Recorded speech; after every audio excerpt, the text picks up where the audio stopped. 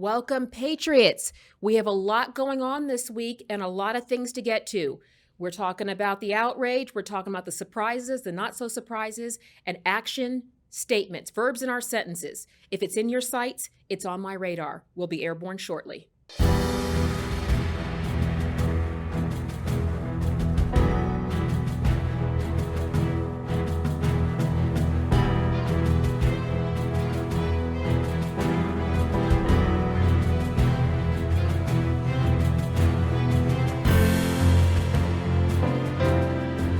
Welcome, Patriots, to Ravens Radar. Do not adjust your set. I am pinked out today, but not for the reason most people think. The pink is in honor of Athena Strand. She is a 7-year-old princess who was cruelly and senselessly murdered this past weekend. She was allegedly kidnapped by a FedEx driver and murdered at 7 years old. So pink was Athena's favorite color. Her mother today has asked that everybody in remembrance of her wear pink. So we are pinking on Ravens Radar and happy to do it. Rest in peace, princess. Want to get to what's been going on in the world. It's been a crazy few weeks, hasn't it, Patriots, since the election? But this is kind of what I warned about, that, hey, first is stop the immediate communism. Then it's hold feet to the fire and make sure we keep moving forward. And boy, nobody has given this movement as big a shove in the keister as Elon Musk. Elon Musk dropped a nuke on the swamp this past Friday by releasing what we're calling the Twitter files. People are also calling Twittergate, Twitter 101, and Twitterism, which basically confirms what all conspiracy theorists like myself have been saying for months. And that's what my father used to always say. Conspiracy is something that you know 6 months too early. But conspiracy theorists said we were being censored, we were having our free speech violated, and we got the unequivocal, conclusive proof that that is happening. And what's even more unsettling is by who? We have been seeing this in all, and there are different facets to this. The first facet I want to address is that Kanye West got himself banned from Twitter when most people are getting their accounts restored. Let's roll the clip of how that happened. I've said it, the most Nazi-like activities I've seen, and the Nazis, in my view, were thugs that shook people down, did a lot of really bad things. But they did good things too. We're gonna stop dissing the Nazis all the time. Okay. We're going to get to that. Seriously, what is that? For those of you who are listening at home, I kid you not, Kanye West is sitting up on Alex Jones' show in his Balenciaga face mask covered in black, celebrating Nazis. I can't even with this. It is painful to watch, but you need to, if you're driving and listening to us at home, you have to watch this. This is one of those that you have to see to believe. It is unbelievable. So in a time when everybody is celebrating Elon Musk blowing the doors off of censorship and getting their accounts back, me being one of them, I was one of the people who had my account nuked for retweeting something that President Trump tweeted about Hunter Biden's laptop being real. And he actually comes on and gets himself banned for that. It is absolutely unbelievable where we are. There's a whole lot of things I think that are going on in that, but I want to be remiss in calling out things that should not be there. I don't have a universe where that's appropriate and needed to be put out there.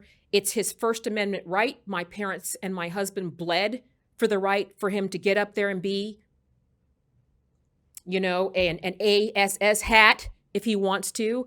Doesn't mean that it's right. But the good news in all of this, moving on from the Kanye debacle, whatever the heck that is on to what this actually did. I mean, this is Twittergate.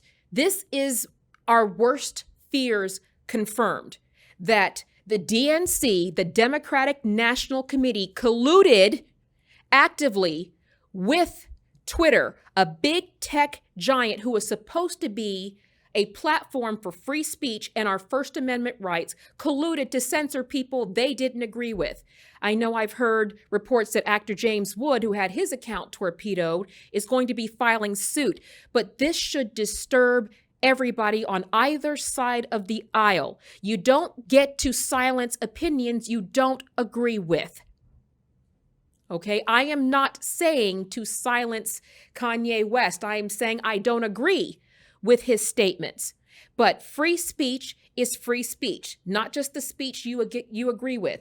It's not hate speech because you hate what somebody's saying. That's a distinction we have to make for a lot on the left.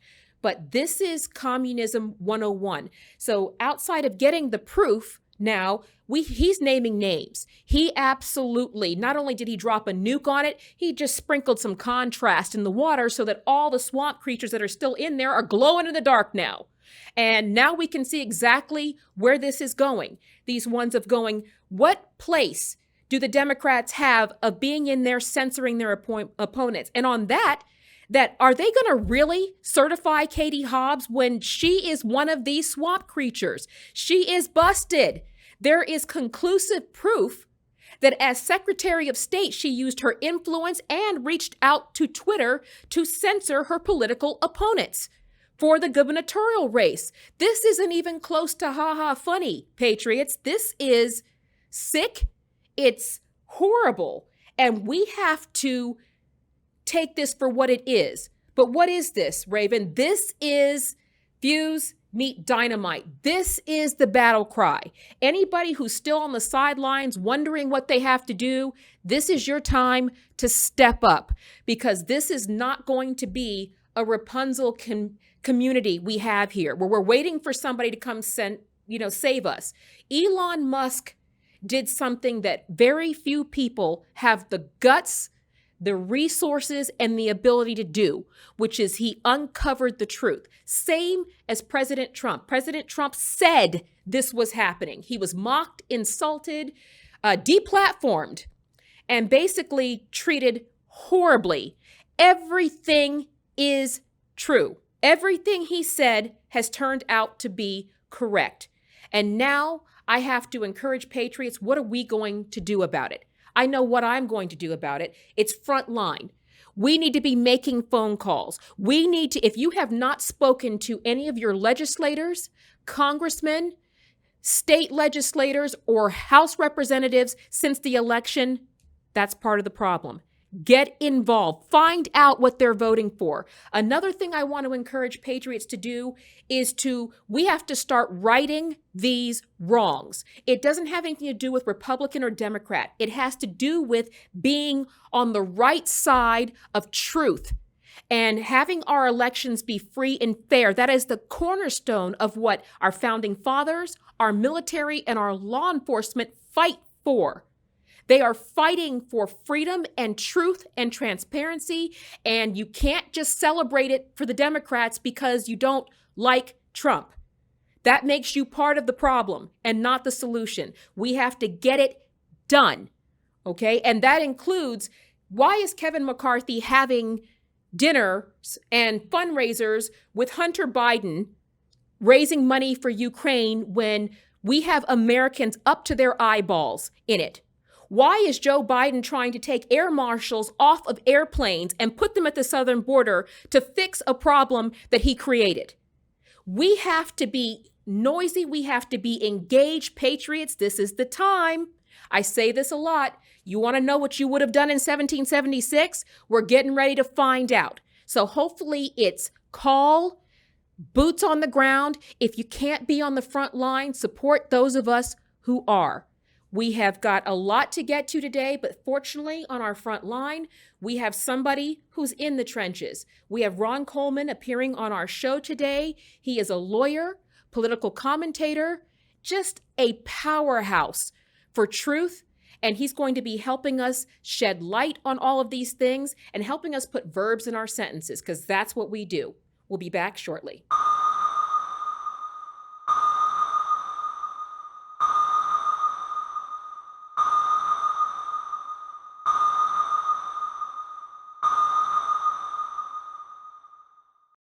Make your Yuletide memories huge this Christmas with the Tweeter of the Free World Covfefe Table Book, the perfect gift for all seasons. Retweet to a simpler time when our flag had only 3 colors, schools had 2 genders, the border was real, and inflation was reserved for party balloons celebrating low crime, low taxes, and affordable food and gas for all. Now you can reminisce over the good old days when our only issues were Russia, fake news, witch hunts, and crooked Hillary.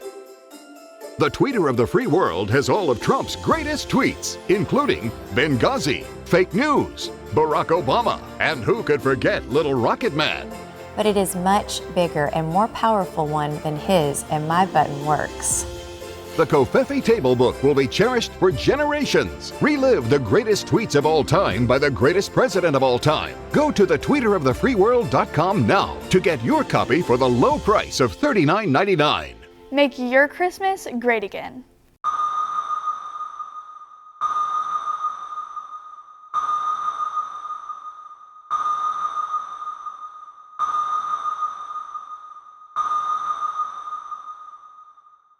Welcome back, Patriots. We are fortunate today to have an amazing guest.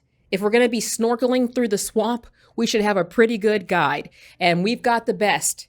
He is a powerhouse political commentator. He's a lawyer. He's an activist.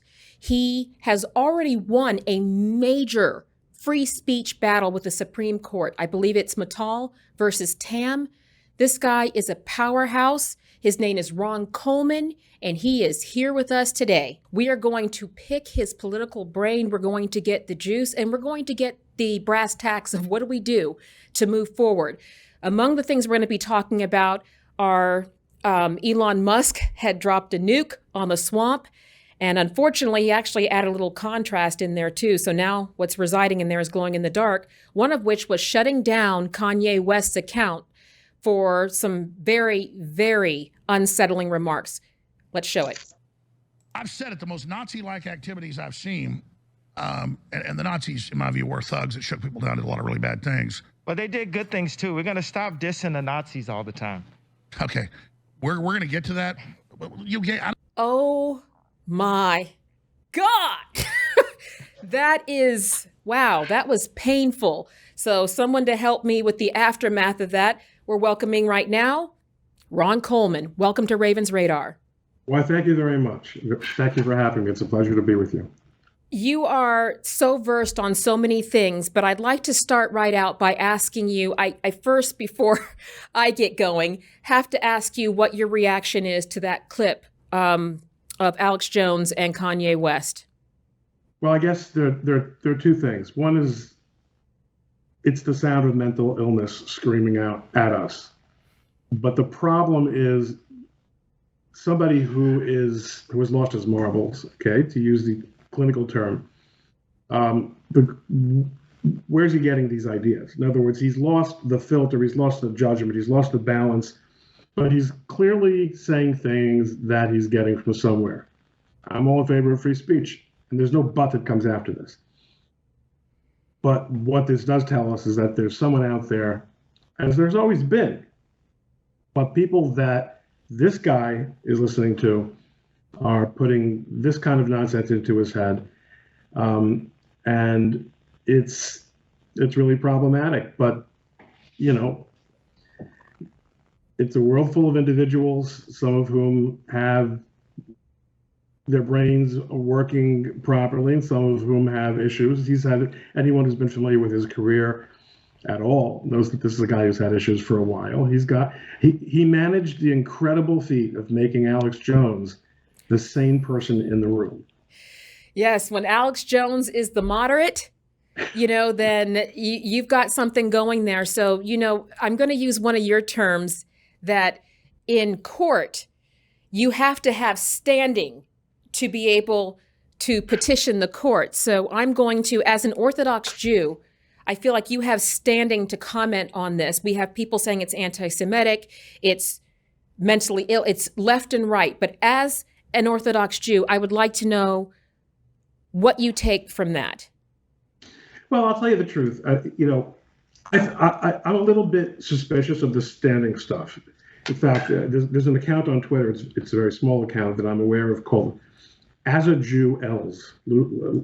This idea that you can say as a Jew or as a woman or as an African American, and that somehow gives your view automatically more legitimacy. It does happen to be the case that my family was destroyed in Europe. Hundreds of members of my family were killed in Europe. But anyone who's a human being can observe the disaster that was World War II and the Holocaust and have an opinion on it. And the fact that I'm the descendant of people whose siblings and parents were murdered doesn't really make my opinion any more valid. I will, however, say that if there's any relevance at all to my being not only Jewish, but conspicuously Jewish and an Orthodox Jew, it's that this is clearly part of an uptick in anti-Semitism that is very, very clear. It's something that we really didn't see 20 years ago. And it's something that is baked into the Black community in this country and has really bubbled to the top in the last few years. And it's a really unfortunate thing. It is. It truly is. And I love the way you word that. It's good to hear it directly from you of it's equally horrible whether you're of Jewish ancestry or not. And I think that's the lesson of all of that. If we're calling out, wrong is wrong, it's not your truth and my truth, it's the truth. So there's only truth. But God's seal is truth, in fact. I mean, that's it. Not only is truth not an individualized phenomenon, it's not even a human phenomenon. It's an absolute phenomenon. Come on. There it is. That's what that's what I love to hear is we deal in absolutes. We deal with that in my house. When my kids are grounded, they are absolutely grounded. They're not partially grounded. They're not identifying as grounded. They are actually grounded. So that's how we like to do it. So let's move on with that, because I think in the same vein is how we get to this point. But you being in New York and being on what we would kind of figuratively and literally call ground zero for ultimate corruption, where do you see, is the feed directly coming from the government, and how do we proceed? Because next I want to get your thoughts on the Katie Hobbs situation. I'm going to elaborate. I elaborated a little bit in the opening, but I really want to talk to what you think is feeding this, because we've got this thing with Kanye. Now we have Katie Hobbs, who essentially ran her own election. Well, I think it's fair to say that there's, when I say, I guess when you say this, you're talking about the overall moral decline. Yes. What's accelerating the push toward this? Because you're right, we didn't have this 20 years ago, but we have it now in full force. Yeah. So, we're living in a crazy time when it has become, a crime against the state, virtually, literally, and even as we speak, or minutes before we spoke, the Supreme Court was listening to oral arguments in yet another Colorado bakery case. And there's an institutional problem right there, which is that the Supreme Court doesn't just enunciate a very broad rule and throw this entire statute out, but instead decides things incrementally so that this baker in Colorado keeps getting dragged into court by the same activists. We could do an entire podcast on that. But there's too much government, there's too much regulation, and it can in many cases be literally a crime against the state to utter forbidden thoughts of so-called hate. Hate is actually not the word, but as often as not, it involves people making choices about how they want to conduct their business, how they want to run their lives. Because there's so much government involved, and there's so much government in our lives, and so many institutions have merged converged with the government. So that we see now that, as I mentioned to you before we went on, we've got a case coming up, Harvey Dillon and I in the Ninth Circuit this week, involved in government censorship of Twitter, using Twitter as a government agency for censorship. And you have different levels of government using different institutions. Academia has become part of the government, and the FBI has become part of a political party. So all these things are coalescing and combining and making it harder and harder and harder to be an individual. This is huge, sir. I mean, I want you to one more time to give us the cliff notes of this. This is what we are talking about right now, is that one Democratic Party was utilizing Twitter. We know this. This was a conspiracy 3 days ago. Now it's proof. It is fact that the DNC was using Twitter to censor opposing viewpoints, disparaging information. That is communism, is it not? It's communism, it's fascism. There are all kinds of names for it, but what it certainly is not liberty. It certainly isn't something that the First Amendment considers to be acceptable, and this has not been yet tested in the courts. We tried to test it in a case that we brought on behalf of a gentleman named Rogan O'Handley, who is known to millions of people, especially on Instagram, as DC Drano. Rogan is a gigantic influencer on Instagram, and Yes. he had a Twitter account until he didn't. And he didn't after the state of California decided that he was sharing disinformation or misinformation, disinformation being a made-up term, Yes. about California election security. This took place a good 2 months after the 2020 election. They sent a note to the California Secretary of State, Secretariat or Commissariat of Election Security, sent a note to Twitter to flag this account and flag this tweet, and they unplugged Rogan O'Handley. A California federal judge decided that wasn't a big problem. And we think the Ninth Circuit is going to disagree with him. So I'm actually going to be in San Francisco for that oral argument that our team is conducting to restore that case against Twitter and against the state of California. But And this is they've good. got work Now to we're do. finding out this has been going on. I'm sorry, but at the federal government level. In other words, this lawsuit, which we filed a year and a half ago, was against the state of California and the Association of Secretaries of State and Twitter. What we now know, thanks to the DHS leaks, and now thanks to Elon Musk releasing the information through Matt Taibbi, is that government has been operating Twitter as a sock puppet. You've heard about sock puppets on Twitter? Guess what Twitter was until 2 months ago? A sock puppet for the government and for the Democratic National Committee. For people who are saying Elon Musk didn't just buy a tech giant, he bought a crime scene. That they, and Elon, dropped a nuke on the swamp because the left didn't have a problem with Twitter until they couldn't control it anymore. And now, they're losing their mind. But you've been a lawyer a long time. You've seen a lot. I mean, I'm not at the point where I can tell people I've seen it all. It just, get the popcorn ready. But have you ever seen this? Big tech deciding who gets their First Amendment rights, colluding with government to silence, oppress, and attack an opposing party. Have you seen this in your legal career before having the lid blown off of this for Twitter? No, this is a historic moment. I mean, obviously, even though I've been a lawyer for over 30 years, the first 20 years of them, there was no social media really to speak of. I mean, it was out there, and yes, we all know that social media can, that a private social media company can censor under certain circumstances, under most circumstances, in fact, any speech it wants to. I think that's been a little bit oversold. I think there are consumer rights issues that are implicated here. But when a social media platform becomes an agent of the government, that's when then it's not a social media company anymore. Then it is what's called a government actor.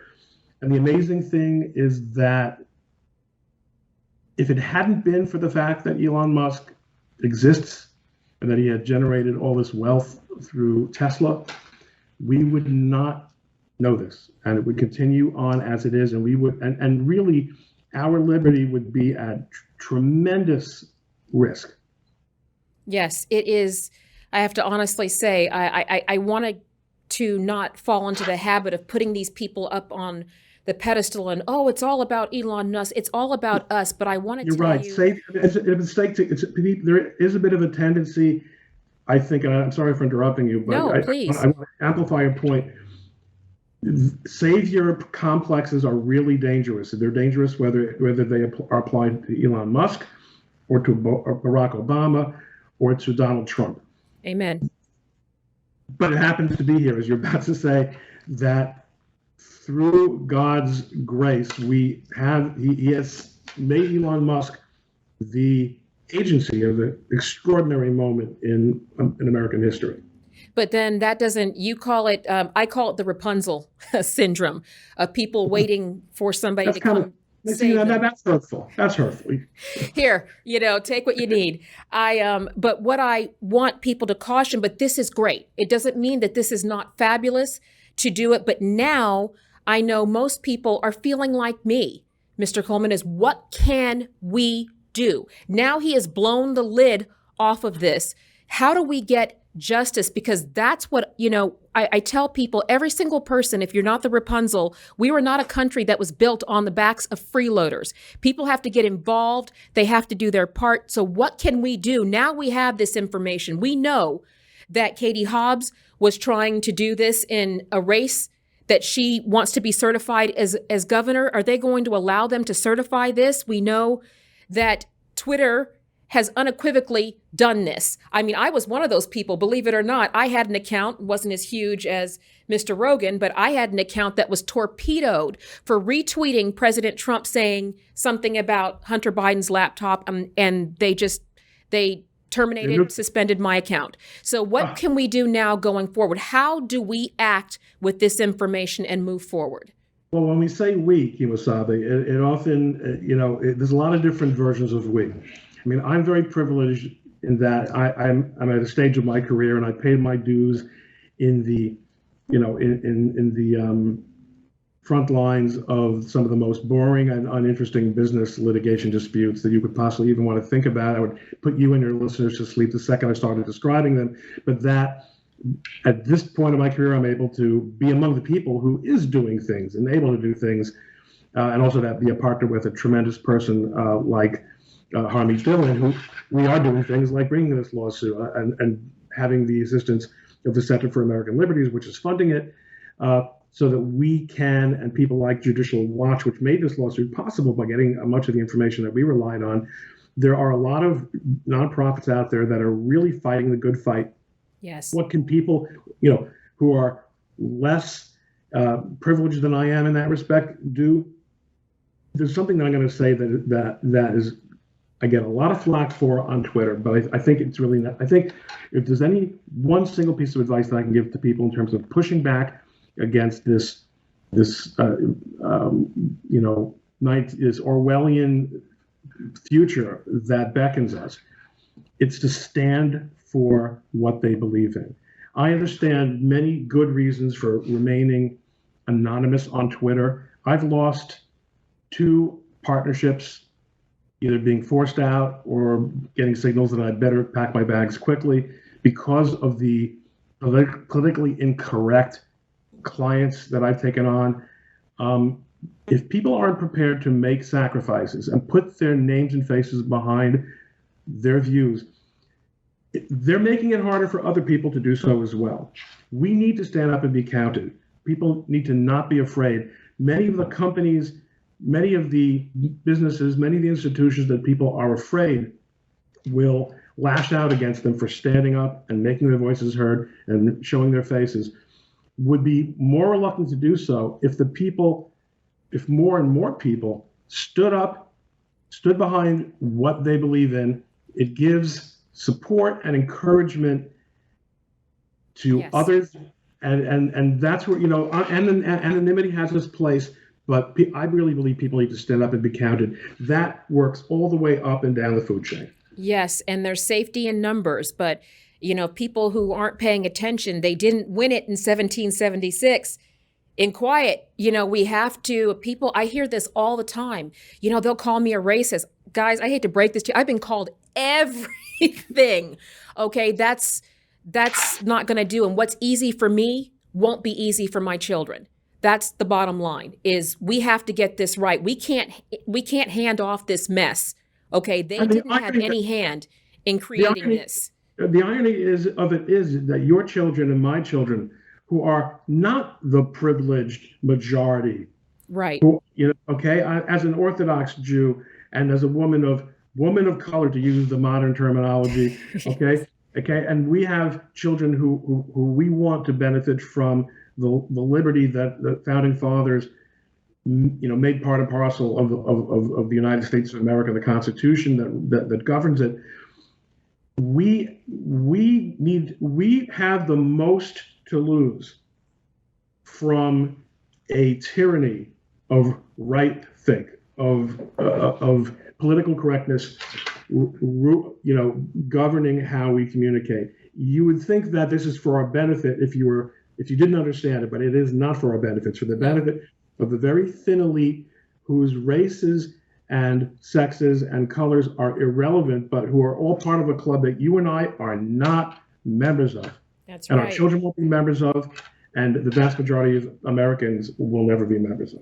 And in the same vein, if there's no honor amongst thieves, the people who think they're going to be a member of that club won't be a member of that club either. So that's the thing. There's a difference right now. We're telling people between not wanting to say your voice and not being able to. And that's where we are right now. So, Mr. Coleman, thank you so much for providing this kind of insight and perspective. Where can people find you and get involved in what you're doing? You're out in San Francisco right now fighting the Rogan case. Where can they find you and get behind you?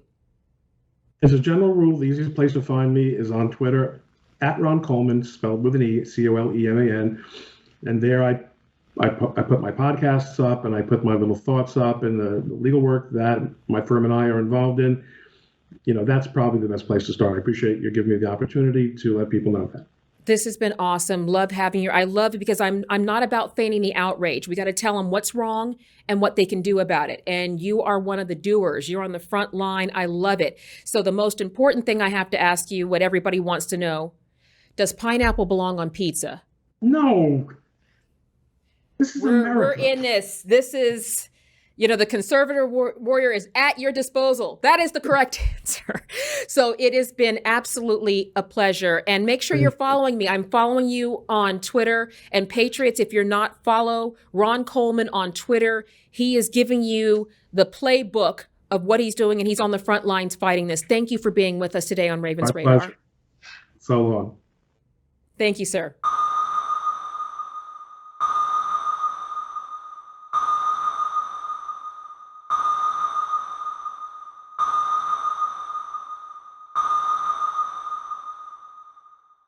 Fantastic. Patriots, I always want to end with the positive.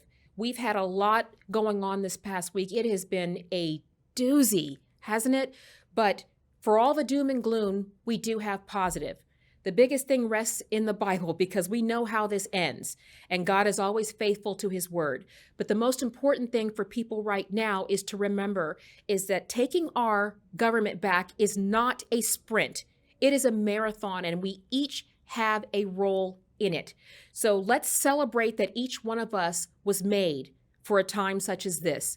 I'm going to be on this front line, fighting this fight for the foreseeable future, and I encourage Patriots, reach out to me. You can find me at ravenharrison.com. You can find me at Raven the Conservative Warrior on social media, and Ravens Radar on all platforms for social media. And we have a book coming out, some of the amazing stories. My parents being in the Pentagon 9/11, being at the Vegas massacre, being on the front line of some of the most life-changing historical events has given me a perspective that I'm ready to share on what makes a conservative warrior. And I invite you, we're going to be going on pre-sale soon for Raven's Mantle. It's going to be a great read, I promise you. In the meantime, Patriots, we have got this. We know God has the victory. We know we can do this. We'll see you soon.